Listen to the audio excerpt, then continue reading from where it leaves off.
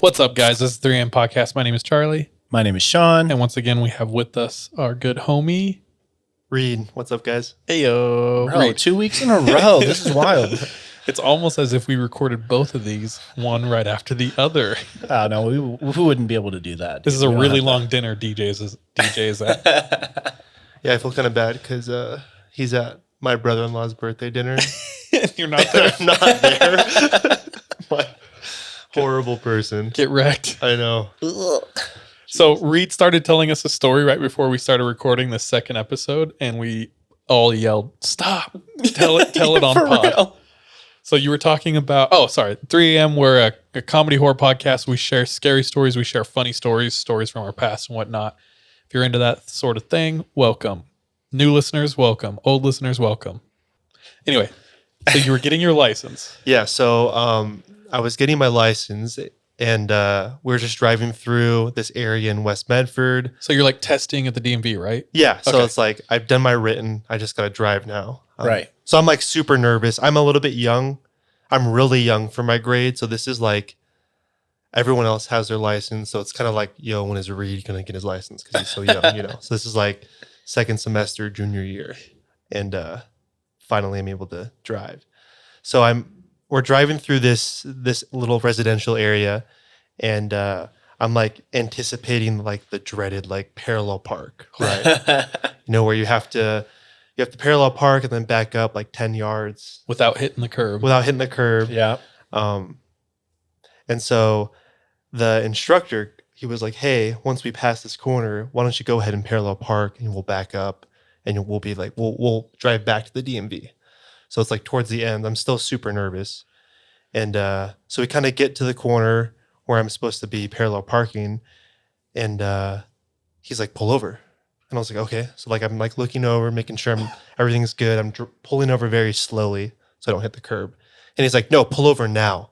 He like yells it at me. What? So I'm like, freak. So like I pull over really quickly, and he just jumps out of the car and just starts running down the street. And I'm like, what the hell is going on? You're I'm that nervous. bad of a driver. Yeah, I'm like, did I just fail? Like this is going to be humiliating. I'm like looking through the rearview mirror, and he's like back like 10 to 12 cars. And I see he stops, looks under one car, and bends over and picks up this baby. And I'm like, what is going on? And then so he picks up this baby and just starts running. He runs across the street and just starts running, banging on house doors like, whose baby is this? Like he's trying to figure out what's going on, you know? And it's like obviously a very dangerous environment for a baby to be in. Okay, was this baby like able to crawl? This baby was able to crawl. Oh My gosh, dude. And so finally he bangs on this door about like 40 meters down from where we parked. And this lady was like, oh my gosh. Like, No. and just grabs the baby and says, thanks for helping, like closes the door. Thank you. Bye. And the instructor is like, obviously not going to let this slide. Like major child endangerment charges, right? Yeah. He like runs over to the car and was like, hey, I don't have my phone on me. I need your cell phone. You're like, sir, I am not allowed to use the cell phone in a Are vehicle. you testing me? Yeah. hand over my phone, calls 911. We like wait for the police to show up. He kind of gives a statement. And then we just drive back. He's like, all right, head back to the DMV. And I'm like, I don't know, I'm shaking because it's like was kind of a scary situation, but I was super nervous. And that's like the story of how I got my license. I was like, if I do not freaking pass this, like I deserve a free pass. Yeah, yeah. Like, that was, yeah. It's just like, You did your civil duty. right. Dude, that's freaking wild. It's actually just a ploy to get your cell phone out. Yeah. Yeah. You failed. He's like, that's my wife. That's my child. Yeah. Oh, dude. Mine was not eventful at all. Yeah, mine was scary. That's freaking wild. Heather has a story. My sister, she told this on pod, but I believe it was a bonus episode only. So it's like 3 p.m. Hatch siblings. Mm-hmm. My little sister and my little brother came on and shared some stories. Oh, yeah. I'm going to butcher this, but she was leaving my dad's house late one night. And where I'm from in Visalia, California, it's in the valley, the San Joaquin Valley of California. Uh-huh. All the smog from San Francisco rolls up over the mountains down into the valley. All the smog from LA comes up into the valley. So it's just like, it's always smoggy. And in the winter, it's especially foggy, like Ugh. thick as soup fog. She leaves my dad's house. He lived pretty far outside of town. So all around his house, super fog. She leaves his house late one night and she's driving, and through the fog, she sees a figure in the middle of the road, slams on her brakes. And what she stops on, her beams cutting into the fog, there is a small Asian baby standing in the middle of the road. It's like 3 a.m. in the morning. Oh my gosh, dude. And it's just staring. She said it looked like the kid from The Grudge. And it's just staring at her car.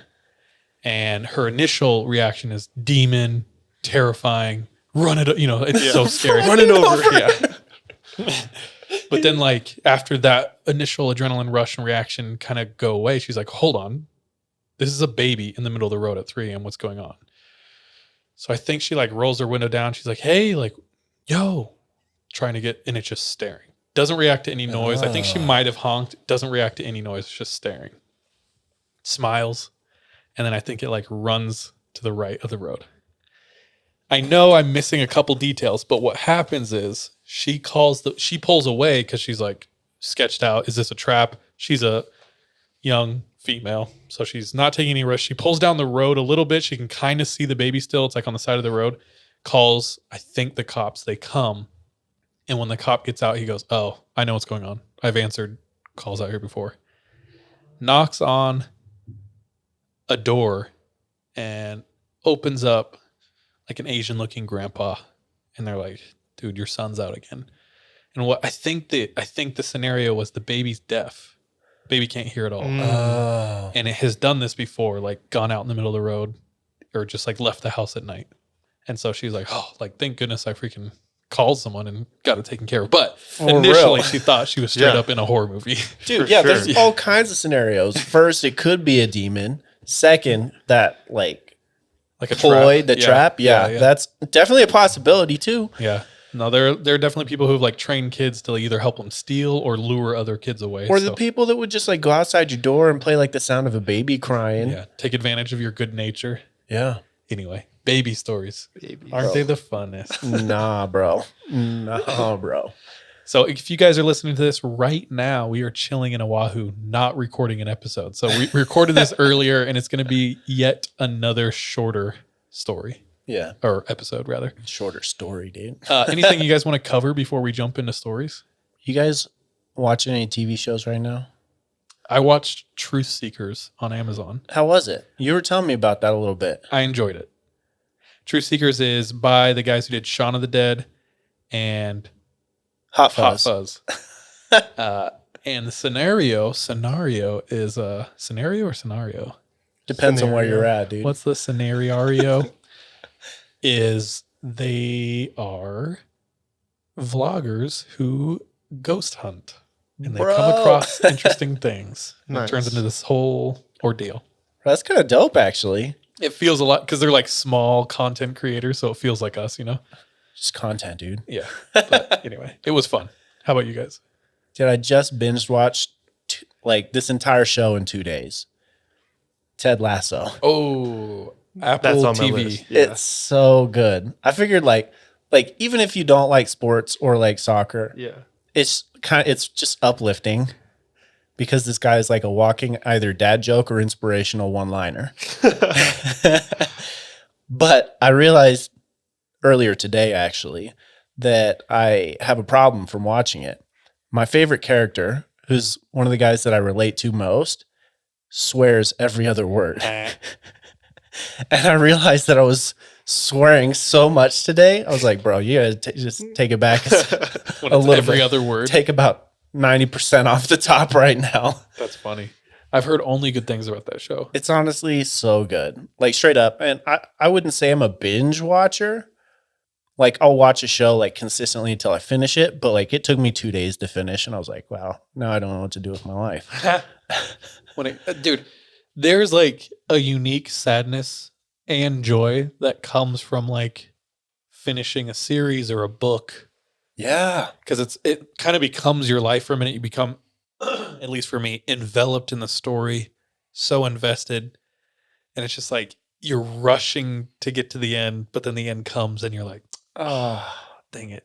Yeah. Yeah. Like I go through books really fast. Every time I finish one, I just have like this sadness. I'm like, gosh dang it. It's kind of a real thing though, dude. yeah. Like you finish and you're like, well, now I got to leave these characters. Yeah. It's weird. It's like saying goodbye to friends at that point, dude. It really is. That's what happens to all our listeners every week when we when we stop the episode. No, I'm just kidding. Any other thoughts? I've been this isn't as fun as any of the TV shows that you guys just mentioned, but I went to my first like Formula One Oh, sick. race. Wait. Can I enter it differently? Yeah. Dude, I'm sitting on my couch in a basement in Utah, watching mundane TV, and I get a text from REID, and it's just like, bro, guess who is sitting 6 feet in front of me? And I'm like, no, I don't know. I don't even know where you're at. Like, what? And how did you say it? Do you remember how I you don't texted? even remember, dude. I could look it up, but you just go, you're all, no joke, Joe Rogan is like 6 feet in front of me. And if you know me at all, if you've listened to this podcast and you haven't picked up, I've been an insanely huge and I know it's douchey now and it's generic now, but I've been a fan of Joe Rogan since MySpace. I'm dead ass. He did a giveaway where he gave a deprivation takeaway on MySpace, and that's when I first got introduced to him. I used to love Fear Factor. And then when he used to talk about DMT when I was in high school, I was like, what the fuck? Mind blowing. And then I get home from my mission, and my good friend Eric, like right when I got home from a mission, if you're unaware, Mormon dudes and women's go out on missions. And for 2 years, you truly try to give up like everything of the world and you focus on just helping people, helping others. And so you come home and you have no idea what's going on in pop culture. So I came home and immediately like went to my best friends. I was like, what did I miss? And they handed me Flosstradamus and R.L. Grime music. And then they handed me podcasts. And my friend Eric was like, you should listen to Joe Rogan. So I've been listening since 2012, every episode. So my wife calls him my boyfriend. There was a long period of time where everything I said was, well, on a Joe Rogan podcast, I heard. That's still that period of time. Still valid. Yeah. So anyway, needless to say, Reed texts me this and he's like, no joke. Joe Rogan is 6 feet in front of me. What do I do? And instantly I was like, that depends. Is he with family or is he with alone? Because he's talked about it enough on the podcast. I know how he likes to interact with fans. So I like sent him a picture. He's like with a friend and then his girl's with him. Yeah. I was like, this is the situation. Yeah. But anyway, so you saw him at a Formula One race in Austin? Yeah. So it was in Austin. I think it was, I don't know if it was the first one there or they haven't raced in Austin for a while. And I am not a Formula One fan. Going into this, I didn't realize how big of a sport it was.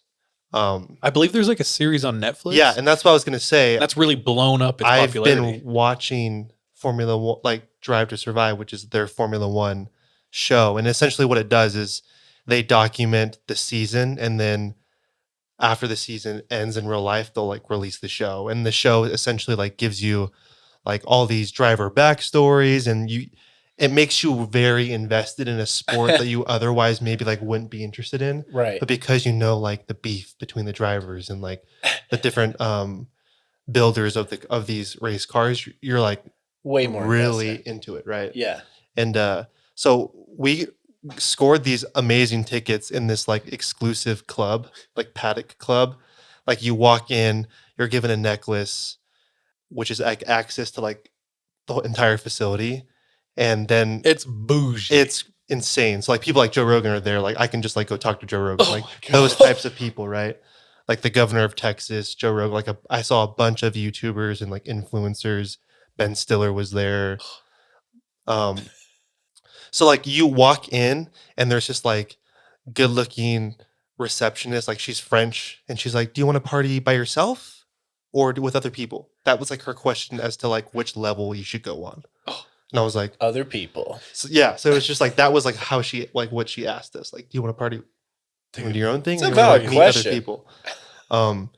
So like this club that we were in is on the other side of the track where like general admission is. And there's a bunch of events and concerts that they put on just for this specific area. and there's also like a silent auction. And that was like the most interesting part to me.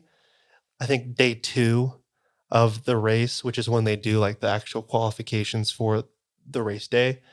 I get like a notification on my phone, like, hey, there's a live auction going on. Check out the bids.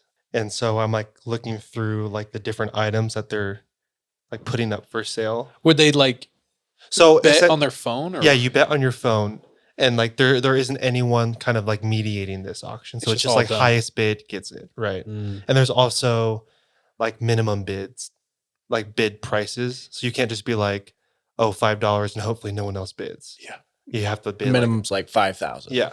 Oh. And I opened my phone and I just couldn't believe like the items that they're selling, the experiences. Getting to peer into like the ultra wealthy's Yeah. world is so foreign to me. I'm like, I can't comprehend. Yeah, so here I'll just read a few. Meet Pope Francis and kiss his hand. Like a private meeting with the Pope. Yeah. How much was that going for? When I took a screenshot, the current bid was $12K, which isn't like That's probably like to meet pretty the low. Yeah. Pope, dude. yeah.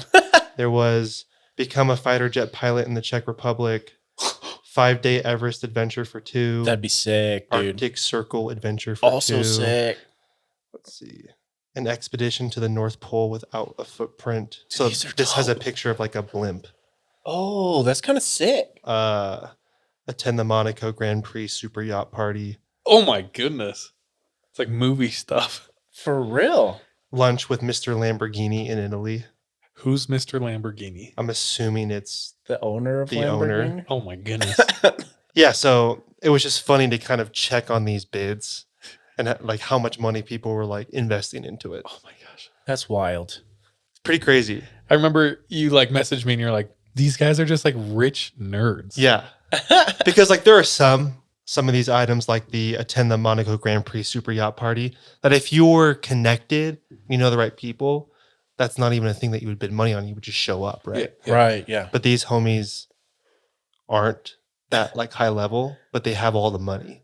They're just like trying. So they don't have the social clout, but they have the bank account. Yeah, It's interesting that I there's mean, like I would- levels of rich and wealthy yeah, because there's some that are celebrity and then some that are just like maybe Rich. tech nerds, Mhm. super Oh, right, awkward, yeah. but they just have more money than God. yeah. And they're all intermingling. So while I was there the whole weekend, the saying like "cash is king" was just like running in my head.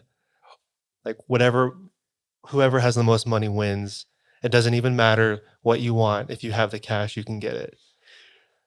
Speaking of Joe Rogan, I heard this on a Joe Rogan podcast. I'm just kidding. I can't remember if I heard this on a podcast or real life, but someone was talking about they had a friend who was like a trust fund kid and it was hundreds of millions of dollars. And he was visiting and they were doing something and he was driving like 60 miles over the speed limit. And it was like, it was already like 60 or something. So he was going really fast. And the person he was with is like, bro, slow down. You're going to get a ticket.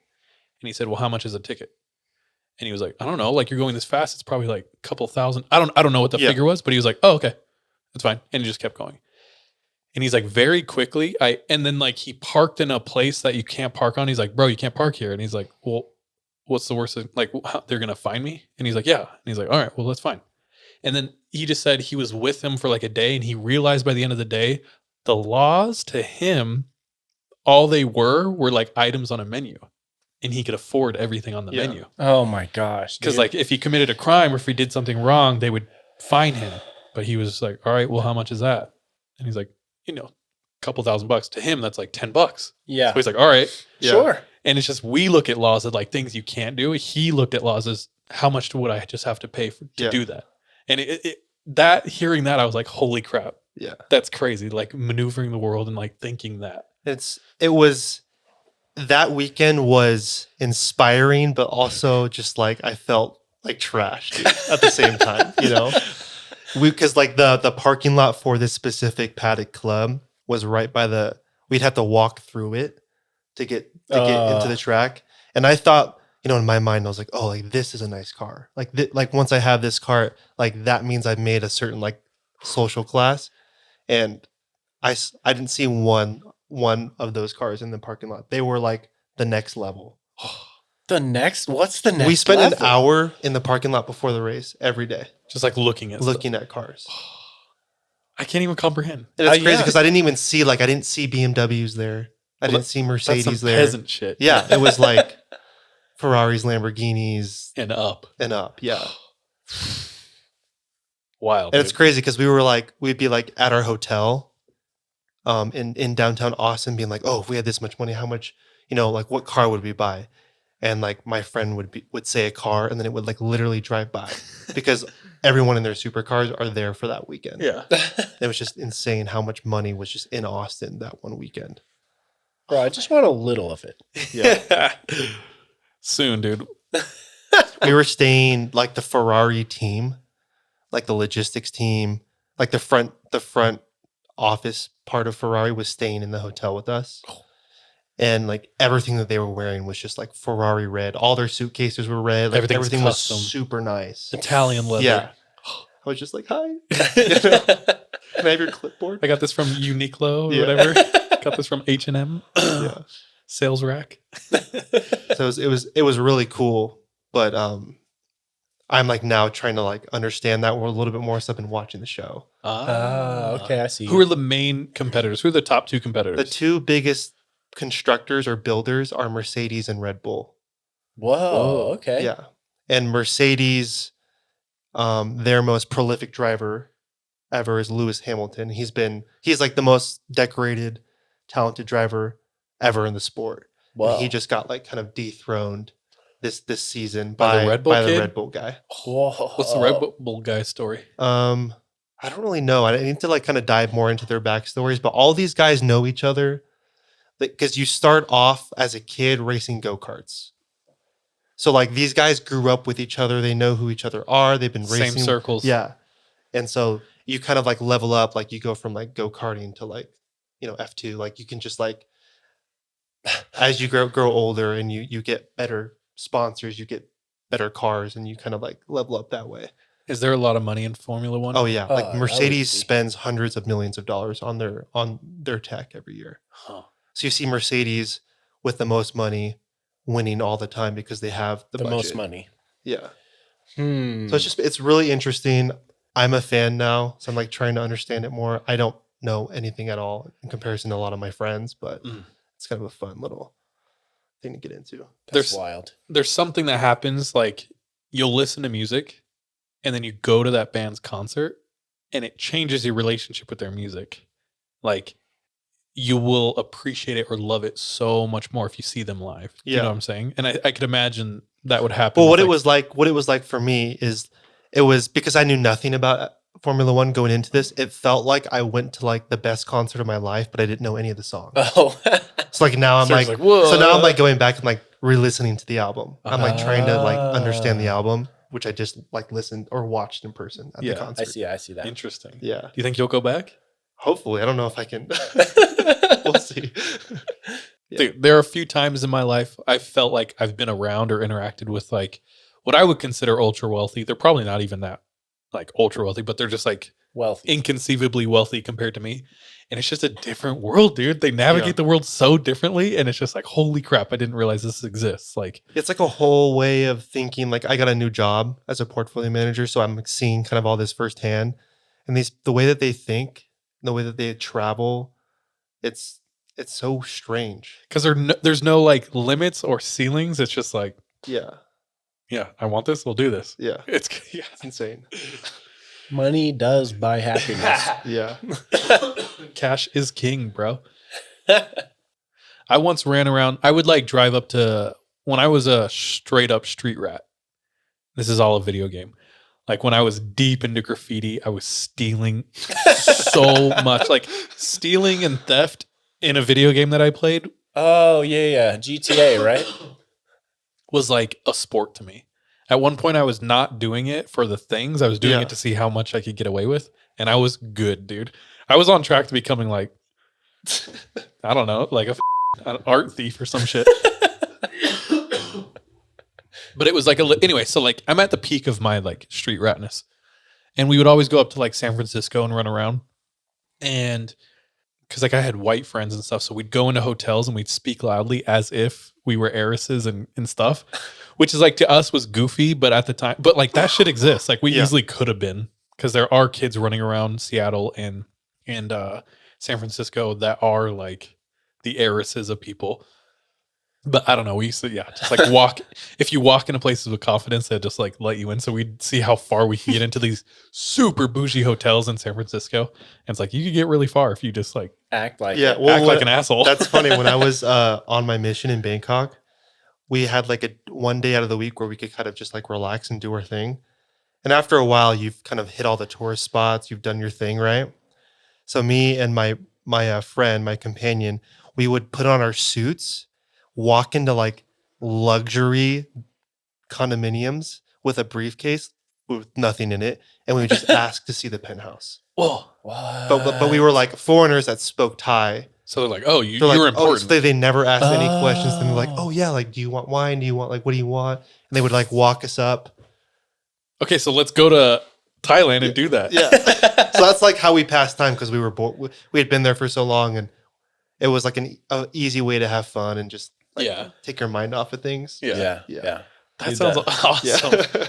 Closest I ever got to that was I was doing door to door in Dayton, Ohio, and we like knock on this dude's door who turns out to be filthy rich. Like we knew it was. It was like it looked like it was a big house from the door. We couldn't see how far this house went, but the guy like invites us back for dinner. He's like, "Oh yeah, come back for dinner." So we come back for dinner, and he like gives us a tour of his house. And we're just like room to room to room to room. And one room was like being constructed on. He's like, oh, yeah, this room is going to be a shark tank. And I was like, The room. what? What? Dude, You're Shark putting in a Tank? a fish tank for sharks? What's going on here? He's like, yeah. And I'm trying to get it done the next month because we're having Barack Obama and his wife over. And I was like, what the In Who is Ohio, this dude? in Ohio? I Bro. don't remember his name either. there are weird things going on in Ohio. Bro, it's true. We had a listener reach out to us when we were talking about Dave Chappelle. And he's like, boys, shout out Teeny. I think that's his name. If I got your ID, my bad. But he's like, look into Dayton, Ohio. Bro, Dayton is sketch, bro. I think a lot of trafficking happens in Dayton.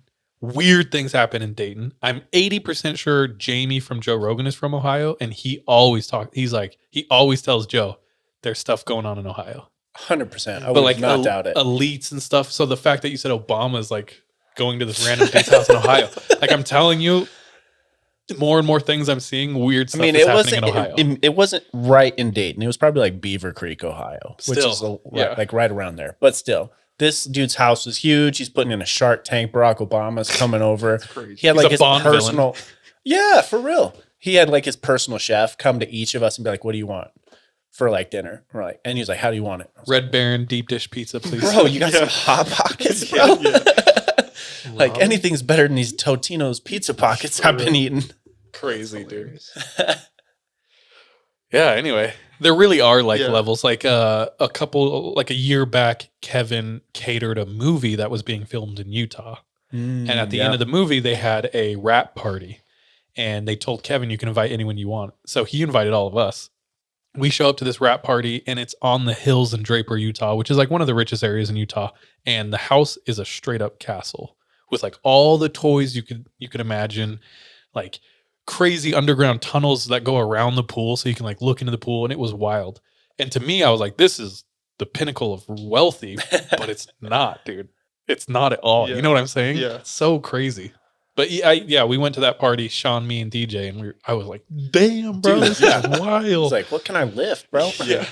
Anyway, it's fun. It's fun. It's fun to like look into different social classes and just like see how different people live. Yeah. Yeah. It's just interesting. It's like even like the design in those places. There's like once you like hit a certain level of wealth, interior design just becomes it just sucks. Yeah, Like, it's it like- doesn't look good, but it's like I don't know if I'm explaining myself well, but We've discussed this, DJ and I, and I'm sure we've talked about it too, but like there comes like a point of diminishing return where it's like you become so wealthy that taste and style is for the most part, a lot of people lose it. Yeah. And it's no longer about how like the aesthetic of things and how It's just well they how much look, it it's how costs. much it costs. So that tends to like, you'll see these like house, like Reed and I were island shopping the other day on YouTube. We were on my couch and we're just like looking up all these islands that were for sale. Oof. Yeah, and it's these had good interior, but you can see some mansions in the inside. You're just like, ew, like Yeah, what? why? Ew, why? And it really is like, I don't know, when you're middle class or lower class, I think you do a lot more. You put a lot more effort into like curating maybe a look or design with like I don't know, but Yeah. at some point you're like, nah. Yeah. It's like, how much is it? Is it more expensive? Cool. I don't know, Cool. but that is interesting. Yeah. Fun. No, it's not. Should we tell some stories? Let's do it. Okay, cool. All right, now we roll our 20-sided die to see in what order we tell our stories. Highest number goes first, and so on. And the roll? Reed is 2. Charles is 4. Sean, where you at? 5. Ooh. Sean, Chari, Reed. That's one of our lowest rolls we've ever had. We all just died if we were playing D&D. No, bro, it was a 5 Oh, skill. there you go. I at least survived. All right, guys. I'll start us off tonight. This comes from a listener. Name is Jace. I don't remember if they said they wanted to remain anonymous, so I'm sorry. My bad, Chase. And this happened down in Arizona. From what it sounds like, Jace and his family would head out into a location called Happy Valley, Arizona, and they would go camping. And I'm not sure if this was like a type of like family reunion. It kind of seemed like it based on what he says in the story, but we'll call it family reunion. Jace and his family, Happy Valley, Arizona. Have you been there? I haven't, no. Okay, do you know what it looks like at all? Just so I can get mental. I'm going to look it up real quick because, like, it could look like a desert, but if it's, like, more close up to, like, Flagstaff, then maybe not. Okay, so these are the kind of pictures that kind of pull up. Okay. More trees than I thought. Yeah, more trees than I thought, dude. More trees than we were led to believe was in Utah at that one campsite we went to years ago. That's another story. Anyways, Jace was like, I don't know if I want to come because Call of Duty 2 just came out and Oh, boy. he was trying Priorities. to, yeah. Dude, Call of Duty 2 was lit. Let me just go into this for a second. Call of Duty 2. Oh, dude, World War II, you're fighting Nazis. It was wild. It was a game changer. And it introduced zombies. Oh yeah, that's right. I think. Maybe that was 3. Okay, anyway. So Jace at this time is about 10 or 11 years old. He is way more interested in Call of Duty than he is camping with his family. And he keeps trying to like get out of it. He's like, can you like take me home or whatever it is? Eventually he comes up to his uncle who's there. He's like, hey, I'm not feeling very well. Could you like take me home? And his uncle kind of like knows what's already been going on. He's like, okay, well, if you can bring me one of those plants that has like 5 long leaves on it, like I'll take you home. Wait. Okay. In retrospect, Jay says, oh, that was probably a weed plant. But he didn't know at the time because he's 10 years old. Yeah.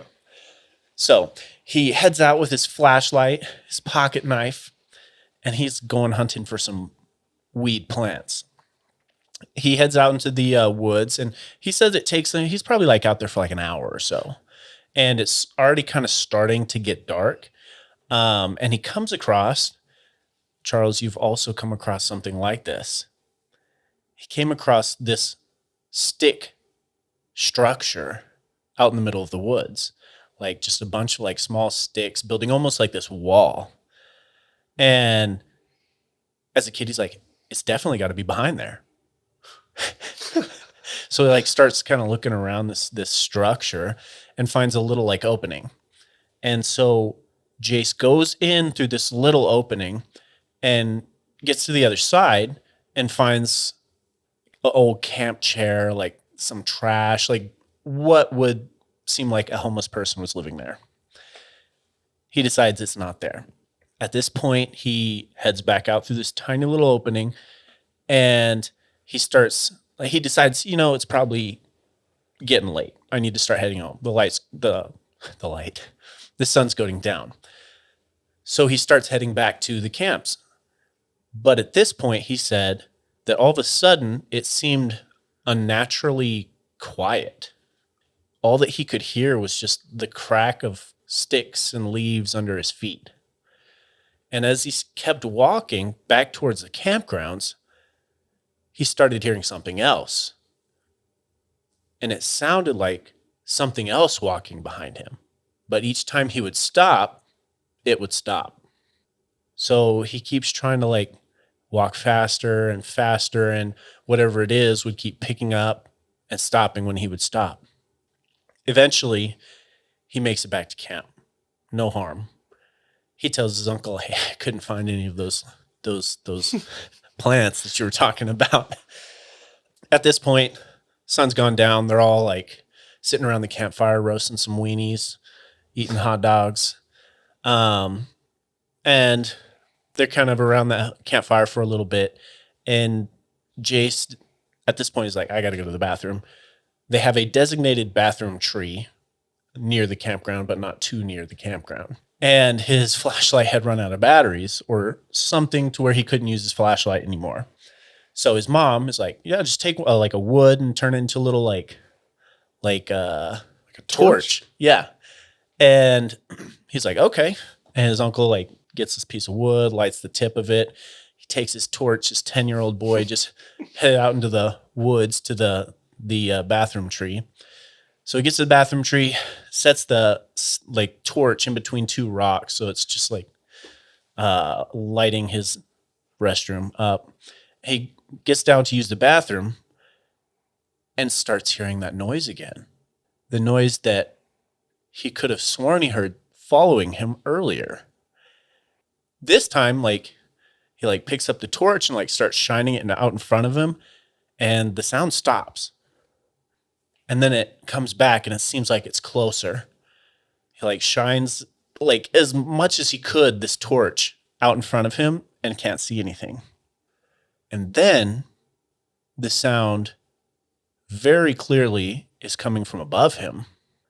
And at this point, Jace lifts up his torch, looks into the tree right above him, and catches the silhouette of something in the tree. Just lit up, and its eyes were red, probably reflecting this fire. And he starts waving the torch out like, obviously he's protecting himself. He's using the bathroom. He's waving this torch up at whatever it is, and whatever it is freaks out and starts jumping from tree to tree away from him. Jace wraps it up real quick, heads back to camp, and the family's planning on staying there for like 2 days. So he's stuck. And he's already been trying to like get out of it, so everyone is not believing him because all he wants to do is go and play Call of Duty. So he's stuck, heads to bed that night. And then when he wakes up in the morning, he wakes up to these scratches right on the edge of his tent, like little cuts in the tent right where his head was, almost like something had slashed through a tent. Nothing else happened to him, and he doesn't know what it is, but he did send pictures of the wood structure, and his theory, based on other pictures he sent, is that this is what he encountered. What the hell is that? The chupacabra. What? The chupacabra needs a camping chair? I don't know, dude. It could be just a case of not mistaken identity, but like connected dots that maybe the whole like structure didn't have anything to do with it. Can chupacabras be where? I guess there are Mexicanos in Arizona, so never mind. I, for some reason, I thought this was Ohio for a second. I was like, bro, Yeah, dude. no chupacabras. So here's the structure that he came across. Whoa, okay, that's weird. It basically looks like a beaver dam above ground. Yeah. Kind of does, yeah. I was picturing like a pretty laid out structure. Yeah. This thing looks like a huge hodgepodge, weird mass. And this was the campgrounds. He actually did send pictures of the campgrounds. Crazy. But So he said it was jumping from tree to tree. that's what he said. Interesting. So it seems a lot closer to this one in the bottom corner to me. yeah. Red eyes jumping from tree to tree. Yee. which would be terrifying to see as a 10-year. It would be terrifying to see, period. Yeah. If that thing was up above you as you're trying to, Hell yeah. The most vulnerable weenie out. But that is Jace's story of Okay. a possible chupacabra encounter. This is what actually happened. He made that story up and is so bitter that no one believed him to this day because he wanted to go play Call of Duty so bad. He's tripling down right now by sending it in. He's like, no, dude, I swear. Either that He just wanted a game. or he did find that plant his uncle was trying to find. True. Nonetheless, thank you for sending that in, Jace. Thanks for the story. Nice. Is that you? That's me for tonight. Sweet. So I'm up. Cool. I'm gonna defy the roll, and I'm gonna Whoa. go next. Wait, roll to see if you can defy the roll. You have to get more than a 7. All right. Come on, let's go. 7. 1? Is that a 1 or a 7? It's a 1, dude. Crit. You don't get to go at all tonight. Well, that's okay because I don't really have that much. Irregardless, go. You Okay. can get- I don't necessarily have a story, but I kind of wanted to present like a topic that we can kind of talk about. Cool. Just finished Heather's episode where she kind of dives into the backstory of Israel Keys. Yeah. Israel Keys. And as I was listening to her talk, I was like, I don't think I know of any serial killers outside of North America or outside the United States. True. Probably just because of like geographical proximity. But I was thinking like,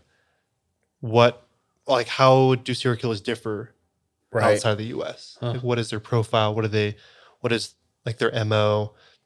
And so I kind of just wanted to dive into other profiles of serial killers that have been present in like Southeast Asia, for example. Interesting. And so I just wanted to briefly come over that because I think it's just interesting.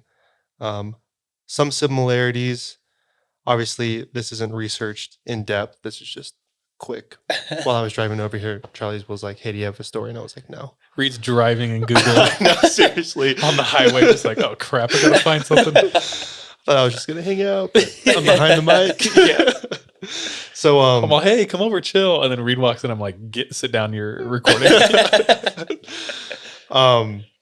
So I kind of wanted to highlight 2 serial killers. The first one is, his name is Charles Sabraj. He's half Indian, half Vietnamese. I didn't know those existed. Yeah. But I guess he was born out of wedlock. And in Southeast Asia, they don't have like the citizenship laws are different. If you're born in America, you can be an American, but over there, it's not like that. So he's stateless. So he doesn't really have a country. Whoa. Yikes. So that's like how his life started. Is like he didn't have a country. His father left him. He wasn't a citizen of any country. He kind of operated in Southeast Asia along this trail called the Hippy Trail. This is when, like, in the 1960s, 1970s.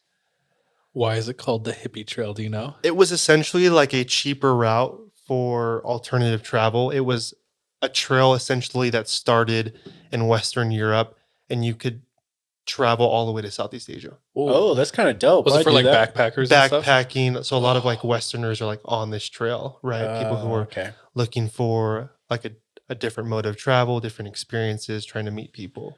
So Sean would definitely have done that back in the day. Yeah. Oh, and I 100%. guess obviously like the geopolitical landscape was different. You can't just like walk through the Middle East anymore. Oh yeah. But apparently back then it was still dangerous, but it wasn't as like frowned upon, or it just wasn't, it was allowed. And so apparently this guy would befriend Westerners while they were on this trail. And then he would use a variety of poisonous concoctions to weaken the unsuspecting victim, and then he would end up killing them. Just to kill them, or do we do anything else? We talking eating or like? So he stabbed and strangled most of them, and then he burned some of them. Holy cow. So it's just interesting how, no, it's not like your normal next door neighbor type guy. You know, this guy is in a specific area where he knows the laws are loose. He can People aren't tracked. move around. People aren't tracked, and he can he's almost like a ghost, right? Because if you think Yeah. about this trail Terrifying. from like Bangkok to Amsterdam, It's a very everywhere button in man between, type. right? And those people that are on those trails are open to new experiences. They want to meet people, Yeah. super Mhm. friendly. So Come he's, here, traveler. so he's like capitalizing on that. I have a potion for you. The whole like poisoning by degrees thing too, that's super sketch, bro. Because you don't know. Yeah. You're just slowly being Hey, have a beer. weakened All to right. death. Yeah. Yeah. So he was known, obviously, to be very charismatic. Yeah. That's still the same, right? Very social. Yeah. And his nickname was the Serpent because he was just that kind of Oh. guy. Bro, you know what I'm Slithering. imagining right now is if Kevin was on this trail, he would come up to everybody, be like, "What's your name? Where are you from? Yeah. Hey, you want some?" I was thinking if I literally had the thought, Kevin would have been dead. 100%. I'm thinking the thought, like, bro, I probably wouldn't even have talked to anybody. I'd be like, nah. Well, it's Sounds funny good. Out of because my face. every time you guys travel, Kevin's like the person to like recruit people to do stuff with you guys. Yeah. No, we legitimately have like a system. When we go into new places, Kevin will talk to everyone. Everyone. And so literally if I see interesting people, I'll be like, Kevin, go talk to him. And like he'll come back and be like, all right, we need to go eat here. We need to do this. They said this excursion was really fun. And he'll just have like the lowdown. You know what I'm saying? It's so nice. But then he'd be dead. Yeah, he would likely be dead. Yeah. This guy The was serpent. Yeah, so he evaded arrest for forever. He was, I know they were looking for him. How would you even put two and two together? That's true. Like, that's I don't know. very difficult to catch. Like, country to country on Yeah. a trail in the 70s. Crazy. Because that's what serial killers do in the U.S., right? We talked about Israel. He would cross state lines to make it more difficult. This guy's crossing Country lines, and these countries, they don't have the infrastructure to, or the in place to like track. And these he's down. only like targeting people who are drifters, Yeah. nomads. A lot of people probably, I'm not judging, but like there may not have like a whole lot of other people that are looking out for them. There you go. Yeah, so like despite the 2 decades he was at work, he was like able to evade incarceration.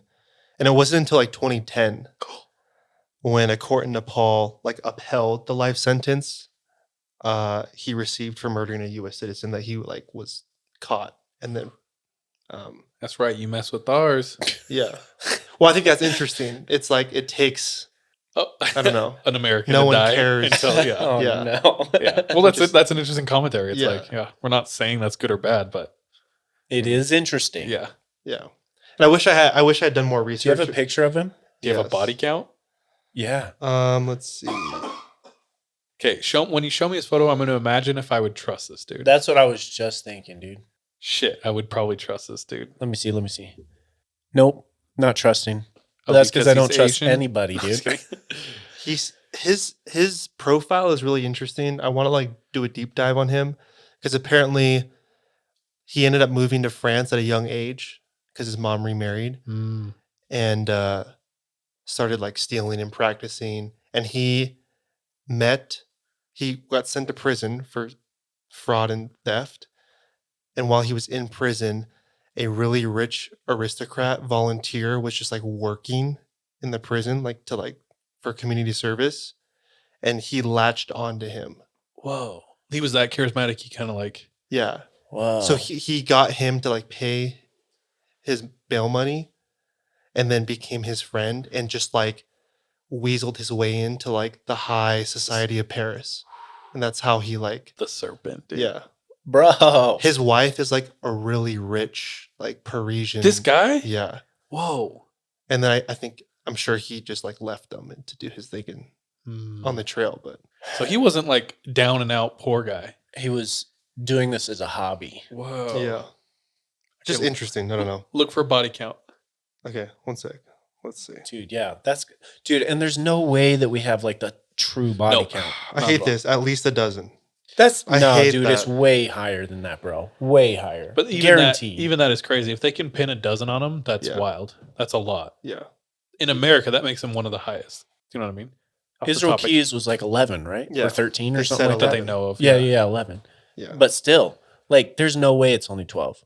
Crazy. You're going decades multiple countries. Yeah. Out in the middle of dude, it's way higher than Yeah. that. Way higher than that. That's actually not a bad idea though. Like, Okay, stop. Yeah. Totally. Okay, I got one more. Ooh. Similar MO, I think. This lady, her name is Lee Tan Vung. Sorry, Emily, if I butchered that. She's Vietnamese. She was sentenced to death by an appellate court in Ho Chi Minh City in 2004. And she single-handedly killed 13 to 15 people using like cyanide poisoning. oh, And so she had previously spent about a year in the military training as a nurse. So she was an angel of death, is what they Yes. call them. So she learned how to mask the poison in a way that would leave no trace. And so despite them officials uncovering like a big vat of poison in her possession, they weren't able to like pin really anything on her. They just She like, was so good. yeah. And all of her victims were essentially like close family members or friends. Just super interesting. What a Yeah. dickhead, dude. yeah. Also, So- that's easier to catch. Yeah, this says her victims even shockingly included family members, namely ex-husbands, her mother-in-law, brother-in-law, and foster mother. Oh, okay. Those make more All sense. the people that are like, Yeah. yeah, no, I guess, yeah. It's not like her daughter, her son, her, you know what I mean? Yeah. only X Ex and in-laws. in-laws. And in every single one of these, it's interesting. She would slowly poison them and then act as a concerned loved one, take them to the hospital where they would end up dying. And then shortly after the victim died, she would like fraudulently forge wills and other legal documents to then like take possession of everything that they had. Whoa. Crazy. Yeah, It's weird to see human life is like that transactional. I know. It's like she saw them. She's like, all right, I could just do this. And Yeah. maybe, or even she just took pleasure in it. Because there's like, you know what Munchausen disease is? I've heard of it. I don't know. Or Munchausen by proxy. Am I pronouncing that right? Bro. Munchausen. Let me look it up. Munchausen It rings a syndrome. bell. All I remember is from the Eminem song, dude. That's it. Let me just double check real quick. I'm 90% sure I'm saying that right. I think it was skeletons in the closet. Yeah, that is not this. Oh, does he say Munchausen in there? I'm pretty sure, like 95%. So it is Munchausen syndrome. So it says it's a psychological disorder where someone pretends to be ill or deliberately produces symptoms of illness in themselves.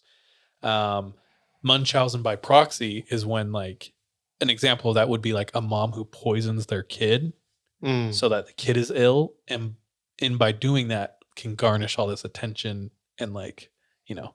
Yeah. But anyway, so it kind of sounds like maybe she got off on like being the savior role, and then Yeah. at the same time she like would gain from it. Yeah. Crazy. Very weird.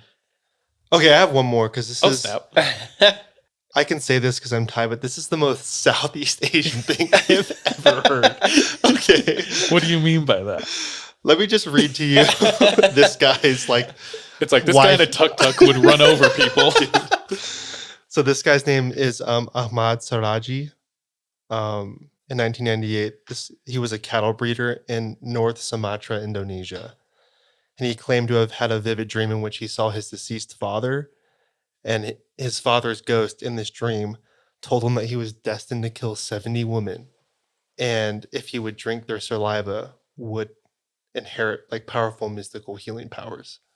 I couldn't do it. Yeah. Insane. Yeah. But- Even if that was guaranteed, I don't know if I could do it. Bro, wouldn't you just like go over and be like, spit in my mouth instead? You know? Dude, saliva turns my stomach so hard, it's ridiculous. Yeah. So how many deep did he get? This guy killed 42 people, 40 Dude. women, girls and women, who ranged from, this is horrible, from the ages of 11 to 30. Oh, he was Damn. a monster. Straight Yeah. up monster. And the interesting thing about the way that he killed them is they were all done in ritualistic fashion, Oh, and they were all near his house. And he buried them with their heads all pointing towards his house. So they're like, it's like a circle and they're all just like facing. Oh, what the hell, dude? That's nuts. what a nutter butter. Sorry, it's not funny, but like when I read that, Oh, it's shocking. Yeah. And we Yeah. laugh because it's so shocking. yeah, Yeah. That's so crazy. He got to 42? yeah. Oh my gosh. He buried them in a sugarcane plantation near his home. He was only 28 away. That's sweet.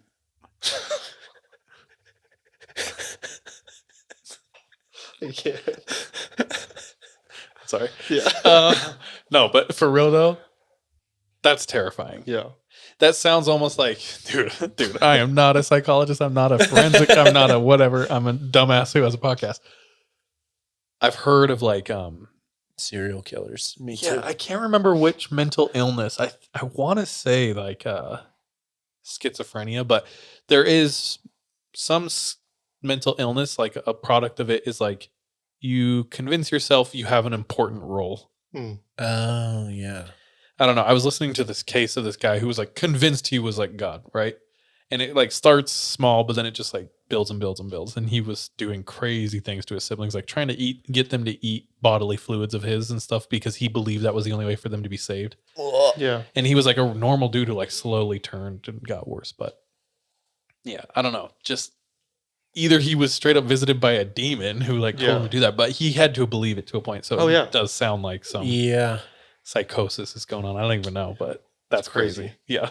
There could be a demon involved. Yeah. Like, that could be a thing. That's terrifying. It's crazy you don't hear about these. I know. Oh, yeah. They just don't trend in the US. Because, like, the US, like, body counts for the top guys aren't 42. Yeah. Dude. Yeah. I don't know. I know of one person in Brazil. It's a girl. She like went out and stabbed, I think, like 47 men in one night, like in Brazil. But I think the classification to be a serial killer is you have to kill multiple people with periods of rest in between. So she was just like a... That's why mass shooters don't qualify as serial killers. Well, that makes sense, though. Because there's not just a cool down period. Mm-hmm. Yeah. Which is just crazy.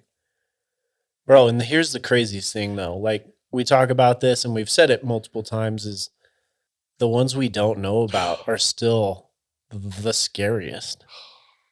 Like, there's still ones out there getting away with it. Yeah.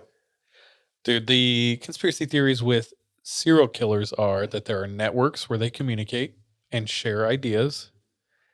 And there's theories that like people in government have interacted with certain ones and might like use them like to create fear and stuff like that. I don't know. I wouldn't be surprised.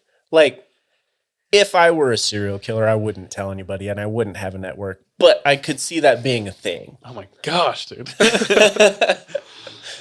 Anyway, is that you? Yeah, I just thought it was interesting. That is way interesting. It is, dude. Yeah. I didn't have much time to prepare, so I just thought I would like bring that to the table. I feel like you're more prepared than all of our stories. I haven't been that prepared in like 2 years. Yeah, so thank you. All right, I'll close this tonight. My story comes to us from a listener. Sick. And they sent it in to the website. If you want to send in a story, it's the3ampodcast.com, or you can just DM us on IG at the3ampod. Anyway, this is their opening statement. Okay. I want to go by L. Other than that, I wish to remain anonymous. Stranger Things, dude. I got in contact with one of you on Instagram about a month ago about a place I used to work at. Then I contact you again saying I do not want to share. I've changed my mind. So here it goes. What? So obviously they're like conflicted. They sent in some stuff and then they asked, hey, you know what? I don't want this to be shared. But then they changed. Was that to you? I don't know. I feel like I may have like interacted. Sean and I are the main ones who DM on IG. Yeah. So at any time it could be me, Sean, or DJ. Yeah. So who knows? Like sometimes I'll say muddled. It like I'm Charles or DJ, so they don't know it's me. Oh, you bastard. So, L worked at a prestigious hunting club. So this, what? I don't like the way this is going. Isn't that weird? Immediately, this setting, I was like, oh, yeah, this is crazy. So this hunting club, prestigious, rural. He said, I don't want to tell you the name, and I do not want to tell you what state it is in. But this is what it was like. This hunting club was on 1,000 acres of land. Holy cow. It had open fields of grass. It had many lakes. It had cornfields, and it had hilled forests. I know exactly where that is. You probably do. In this hunting club, there was obvious hunting. Like people would come, rent it out. They could go hunting in the land. There was a sporting clay course. So okay. Yeah, you'd probably go from like, pigeon shooting. Yeah, and it would shoot clay pigeons up in the air. It had a sporting clay course through the woods.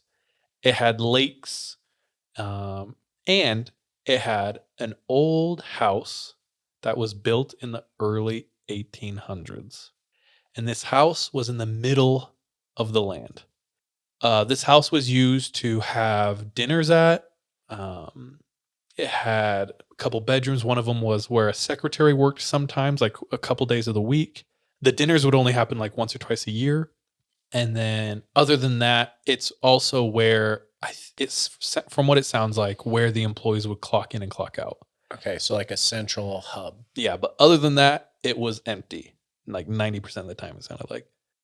This house, like I said, built in the 1800s. Okay. And how it's built is it's up against a hill. So a pretty steep hill, and it's put right into the hill. So to enter the house, you would have to enter in the bottom floor or the basement. Had a big, thick door with a huge, chunky spring on the door. So you would, like, a lot of force to open the door, and the second you let it go, it's like, boom, closes, right? Yeah. The only light in the base, so the only way you can get in is the basement. You would open the door, and the only light in the whole basement, picture a big, spacious room, is in the center of the room. There is a string that goes to a light, and that's the only light. So oftentimes you would open this door, and before you get to the string, you're in pitch blackness. Oh, because it just slams shut. Yeah. So I think he said people would grab rocks and stuff, like try to open the door, but most of the time you're just sprinting to the string. That's terrifying. And trying to turn it on. So in this basement, in the back wall, there are 3 doors. 2 of the doors on the left and right of the middle one opened up to rooms that had dirt floors, and the back of the room is the sloped hill. Okay. So it's basically like cold storage rooms. Yeah. They'd keep soda pop and whatnot in there, extra supplies. The middle door opened up into a long hallway, and at the end of the hallway, stairs up to the second floor. Second floor, there's a living room, fireplace, a small kitchen, I think 1 extra room, and a almost complete wraparound porch around the whole second room. In the center of the second floor, there were stairs that led up to the third floor. Just continuing up this hill. Uh-huh. Okay. And then up in the third floor, there were several bedrooms. And that was basically it. Okay.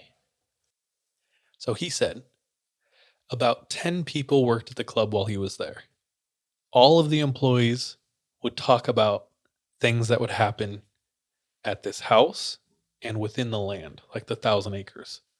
They were kind of what I felt like kept to keep it hush hush.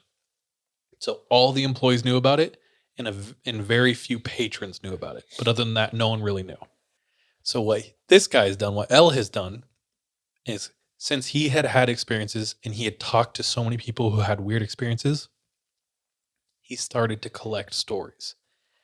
I'm going to list all the occurrences I've heard of going back to 1990, as far as I could find out, all the way to present day.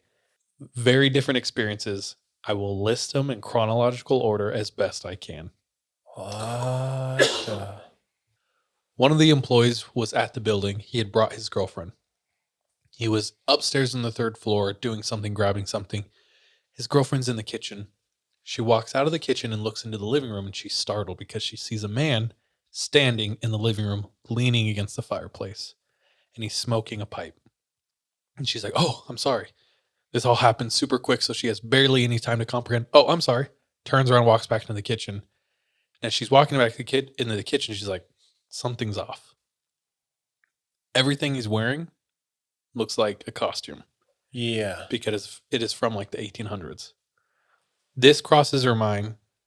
At the same time, she goes, maybe I should see if he needs anything. So she turns around, walks back out. Gone. Not there. This was the first.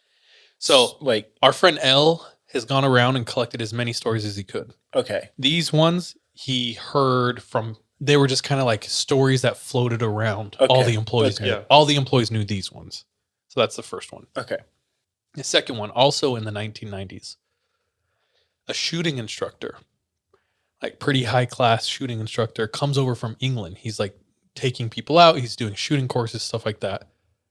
So he comes over, he's staying, And late one night, he's like going to stay at the old hunting lodge, like the old building. He's on the second floor. It's getting late at night. He should go upstairs and go to his bed, but he accidentally nods off on the couch. And how the couch is positioned is his head's here, his feet are down there, and at the end of his feet, he can see straight up the stairs. Don't like that. So he falls asleep. In the middle of the night, for no reason at all, boom, wide awake, opens his eyes, and he looks down his feet and up the stairs. And he sees 3 men standing at the top of the stairs. And they're silently still. And then one of them takes a step down the stairs. And slowly, they start walking down the stairs. Frozen with fear. He's lying there on the couch as he watches the man walk up to the end of the couch. And what's scarier is all 3 of these men are wearing white pointed sheets. White pointed sheets? Oh my God. Oh, frick, dude. They're in full KKK garb. They walk to the end of his couch. They turn and they walk out onto the balcony. He sits up, looks around. No one on the balcony. He got a hotel for the rest of his stay. Rightfully so. Rightfully so. Oh, 2006. 2006 is when Elle starts working there. So from now on, he was either there or he heard these accounts directly from the person. the person who experienced it. Okay. Okay, 2007. His boss is hunting deer. He's way out there. Sun had just set, so he's done for the night. His boss climbs out of the stand, like packs some things up, and he starts walking back to his truck. And the way he's walking, his truck is like parked on like the side of a cornfield, and his path on the right side of him is forest, dense forest. So he's just walking. He turns this little bend and he can see his truck. And as he's walking, he hears in the forest someone walking parallel to him. He starts walking faster. The noise starts walking faster. He starts running. The noise starts running. At this point, it's too dark for him to see anything. He's like looking in the woods. It's directly by him in the woods. And it's moving through brush. He can hear it crashing through. He can't see anything, so he throws his bow and full on starts sprinting to the car. He's running, terrified. He can see the car. The car's coming closer to him. In the woods, it starts screaming, like a guttural scream. Oh my gosh. He passes the point, like the woods stop, and now he's in a clearing, and he turns and looks over his shoulder, and whatever it is will not come out of the wood tree. They're the tree line. It's standing there. He can't see it, but he knows it's right there because it's just screaming, like a guttural scream. And he said he can see like trees or bushes like shaking. Jumps in his car, drives away. So that happened to Elle's boss. 2010. One of his friends, no nonsense guy. Not the type, he just like straight as shit. That's probably not the correct term. Just a straightforward guy. That's what I meant to say. He's like on the last, he's the last one there. He's like on the last duty, the close-up duty of the night. Okay. And that means he's the one who's responsible for locking everything up and just final sweep before you go home. And like I said, you clock out at the old house, at the old club. So he pulls up. No one's there. He opens the basement door and he clocks out. And as he's about to leave, he yells, "Anyone home? I'm setting the alarm. Like, anyone here? I'm setting the alarm. We're closing up." Silence. About to set the alarm when he hears a moan in the basement. And at this point, he's like turned off all the lights. And it's not a sexual moan. It's like a pain. Yeah. He's like, "Hello?" Nothing. And then the moan again. He freaks out. "Who's there?" Moaning. So he's like, "Are you okay? Do you need?" So he's like looking and but he's like doing his best not to go back in. Yeah. Because everyone's kind of aware. The thing just moans louder. So he goes in, he probably turns on his old flashlight on his phone, and he sweeps the entire basement, looks in every corner. He can hear the moaning. It's like louder now. Looking, nothing. So at this point, he thinks, I don't care. I'm locking up. I'm getting out of here. Runs back to the door. He hears the moan. It's getting louder and louder. And the second he shuts the door, silence. Ugh. I'm getting a very Jeepers Creepers moon vibe right there. It's creepy. I hate that. 2010. A couple employees leaving the lodge for the day, located in the center of the property.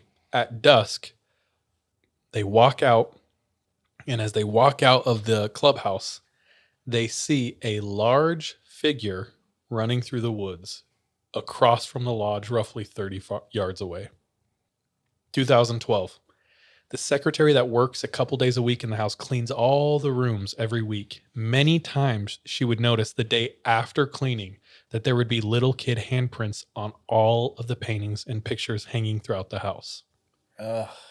Also 2012. I quit at this time. Here are the few things I witnessed myself that I can't explain. First thing I saw. I was driving with another employee heading up to the house, and you have to go around a lake. At the end of the lake, you can see the house at about a quarter mile away. We come into view of it, and pouring from the chimney is black smoke. It's filling the entire sky. We do not see flames, so we run up to make sure that the house is empty and to see if there's like a fire going on that we need to put out. They run in, we enter, and we look around to find nothing out of place, and we realize we don't even smell smoke. Fireplace, no fire going. They both walk outside, look up in the sky, there's no smoke. In the basement, one of those 2 rooms that were just like dirt floors and cold storage, they used as a place where they would keep all the soda for the vending machines. When it was needed, the employees would look at each other and say, you go get the soda. No, you go get it. And they would always resolve this with rock, paper, scissors. And the loser would have to go get the soda themselves. So they had to run up to the house and get it. This time, it was him who had to go get it. He lost the game of rock, paper, scissors. He props the door open. And as fast as he can, he runs to the string. But before he can get there, boom, the door slams behind him, plunging him into darkness. Quickly, he fiddles, finds the string, turns it on in the basement. He looks around. Nothing. He goes to the storage room, grabs a pack of soda, turns, walks out, sets it in the truck. So he comes back in. He just sets down the pop or the soda in the back of the truck, comes back into the basement, but this time it's no longer quiet. He can hear the shower in the basement is on. And in his mind, he's like, dude, I was just in here. I know it's not on. So super terrified. He musters up the courage. He goes, finds the shower in the basement, and he turns it off. But he can still hear running water. And he realizes the second story shower is on. So he goes, dang it. Goes out, goes through the hall, up the stairs. Sure enough, second story shower is on. Goes in there, turns it off. And as he turns it off, he hears the third story shower on. Oh my gosh. And at this point, he's like, okay, this is weird. Turns and looks at the stairs to the 3rd floor. Starts walking up it. And as he reaches the middle of the stairs, he thinks, what the hell am I doing? And he turns around and runs out of the house. Good. Smart. Another night. It was late. I was going to a friend's house when they called saying, they're not home yet. They're going to be home in like a half an hour. So just, wait for them to call. He says, okay. He was close to work at the time. So he's like, I might as well just pull through and like do a drive through, just make sure everything's okay. So he pulls onto the property of his work and he's driving through. As he came around a tree, he sees a large figure just walking across the field. No light, nothing, walking straight across the field. And he knew where it was walking to was nothing. There's no buildings over there. There's nothing. It was just walking. And he's like, I never would have seen it unless I like pulled around and his lights like hit the figure in the field. He looked around, no vehicles, nothing. Next day at work, I overhear some employees talking, And they were all saying things like they all saw a figure running through the woods the night before. And he goes like, where was it? And they're like, oh, it's over. And they say it's exactly like near where he saw his. Huh. Okay. He goes, this one is strange. I have no idea what's going on. There was a spot in the woods that they were all aware of. They would all try to stay away from it. And they came to call it Indian Head. He goes, I have no idea why we called it Indian Head. It was called that before we ever worked there. That's just what it was called. In this spot in the woods, it was about a 10 by 10 foot spot. If anything was on that spot, it would not work. So if a clay pigeon trap was on there, it would not fire. If a electrical wire or like an extension cord went across it, it would short out and like burn. Nothing worked if it was on that spot. Like he said trees would fall and they would fall in a way that would like avoid the spot. The spot would be like void of leaves on the ground. He said there was like tale of one employee sitting there as a dare for a while, and he came out like super depressed, saying like he had very suicidal, dark thoughts and stuff like that. He said at one point he went and sat there, and within like 30 seconds he started feeling dizzy, like really weird. And so they all just avoid this one spot. What? That's crazy. Strangest thing I've ever seen. Nothing placed on this place of dirt would function. Don't know what it is. Huh. So one night, Elle needs to clock out. And the way you clock out, like I said, you had to go to that building, but then like you would just keep driving on that road and it would take you out of the whole property. So none of the employees like clocking out because everyone clocked out past dark and at different times. And it was in that house. So a lot of the times they would just not clock out, keep record on their phone, and just be like, "Hey, boss, sorry, I left at like 8:30 last night." Yeah. But it became such a problem that boss was like, "Dude, no You more. have Like to. I'm done. I'm spending half my time like fixing payroll." And so, frick. So one of these nights, Elle is out there. It's pretty late, and he's driving, comes around the bend, and he sees the house, and the light is on in the second story. And he's like, "Okay, maybe there's someone in there." Looks around. No cars. Pulls up and the road is like 80 feet away from the house. So he pulls up, turns his truck off, steps out and looks up at the light and he sees a shadow go across the light. Like someone just crossed the room. Yeah.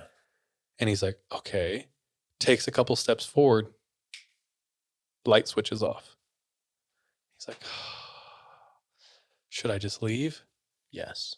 and get yelled at or go clock out? And he's like, I can't. I have to clock out. So he goes into the building, turns on the light. I think where they clock out is the second story. So he turns on the lights, clocks out. Look, anyone there? Silence. He's like, F this. Turns off the light, goes downstairs, shuts the door, walks out of the basement, and like he's facing his truck and takes one step and he sees a black shape on the ground in front of him. And he realizes it's his shadow. His shadow. Because the lights from the second Oh, story frick, have dude. all turned on. And so it's just casting his shadow on the ground. And he looks up, all the lights are on, and he sprints away, books it. He said by the time he got to his truck, he looked back at the house and he saw a silhouette in the basement doorway. Oh, frick, He's like, dude. I don't know what it was. I don't know who it was, but I got out of there. One time, my brothers and I were catfishing late on one of the bigger lakes on the property. Across from the water, we heard screaming. Not a female, but like a deep-voiced man screaming. And it sounded like he was banging sticks together and throwing large rocks into the water. We left. Smart. Shortly after I started a new job, I hadn't been back there since. So he left at one point, hadn't been back. Until one day, he decided to send his stories to us. When he did that, he thought, you know what? I'm going to stop back by and just see if anything else has happened. So he's like doing the Lord's work. It had been about 9 years. So these stories that are coming up have happened since he left about 9 years ago. And the rest, I think I'll share for patrons.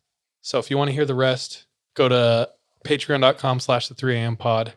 For $2 a month, we share an extra story every week. You can hear that and other bonus stuff that we do. So for all of our regular listeners, thank you so much for listening. For all of our patrons, we'll see you in a second. All right, patrons. I am continuing the story of L. He works in a prestigious hunting lodge somewhere in America. He wishes to remain anonymous and not tell us where. So what sounds? There was screaming, There was rustling, moaning. moaning. There was the wood knocking and Wood throwing knocking. stuff into the The lake. shower noises. Oh, the shower is terrifying. Because at one point he realizes something's He's like, going on. what am I doing? Yeah. Anyway, those are the stories of the hunting lodge. Thank you, Elle, for sending those in. Those were really fun. And if you do go back and you ask for more, we would love to hear more. Amen. Yeah. But that's me tonight, guys. Cool. And I think that might be all of us. Yep. All right. Like I said, I don't even know if these are short ones. We always say we're going to do short ones, and they are like just as long as normal ones. But Yeah. we're going to be hasty and wrap this thing up. We're probably in Hawaii right now having a better time than you. Just kidding. We're on a beautiful beach in the North Shore, jumping off a rock into the sunset, eating dank-ass food. So we appreciate you for tuning in. We love you so much. Send in your stories. And with that, bye, love it, be safe. Be careful out there.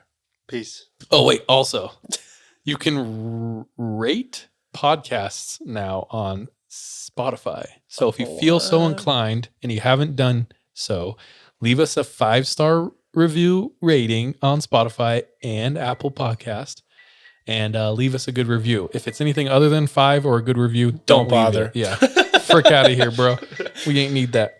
All right. Bye. Bye.